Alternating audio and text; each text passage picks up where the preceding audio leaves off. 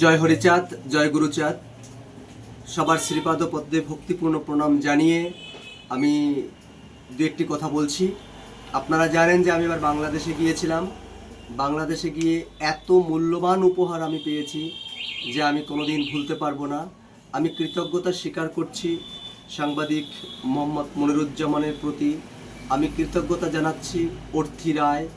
আমি কৃতজ্ঞতা জানাচ্ছি এই সংগঠনের যত শুভার্থীরা আছেন সবাইকে আমার বিনম্র শ্রদ্ধা জ্ঞাপন করছি। আমি আপনাদেরকে এখন দেখাবো যে আমি কি কি মূল্যবান উপহার পেয়েছি।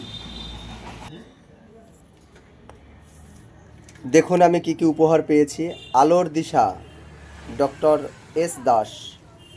পেয়েছি মতুয়া সন্দেশ, পেয়েছি মতুয়া তত্ত্বামৃত সিন্ধু, পেয়েছি গীতা রহস্য, পেয়েছি মহামুক্তি, পেয়েছি ব্রাহ্মণ্য ইন্দ্রজাল, পেয়েছি প্রতারণার প্রসঙ্গ, পেয়েছি সত্যালোক, পেয়েছি মতুয়া সংহতি, পেয়েছি মৃত্যুঞ্জয় বাঙালির চেতনায় মৃত্যুঞ্জয় শেখ মুজিব, পেয়েছি মতুয়া দর্পণ, মতুয়ার জীবন বিধান, পেয়েছি স্বয়ং হরি জগতে আসলেন কেন, পেয়েছি সূক্ষ্ম সনাতন ধর্ম,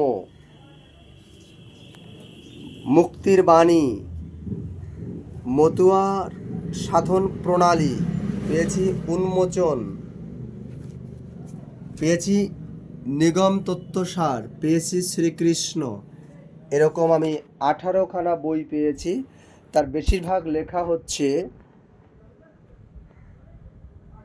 কর্ণধার রায়, সিদ্ধান্ত বাগীশ, প্রাক্তন মহাসচিব শ্রী শ্রী হরিগুরুচাঁদ মতুয়া মিশন, শ্রীধাম ওরাকান্দি, গোপালগঞ্জ।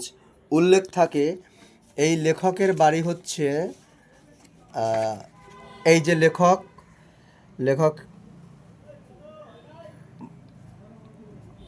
বাগেরহাটের কোনো এক গ্রামে।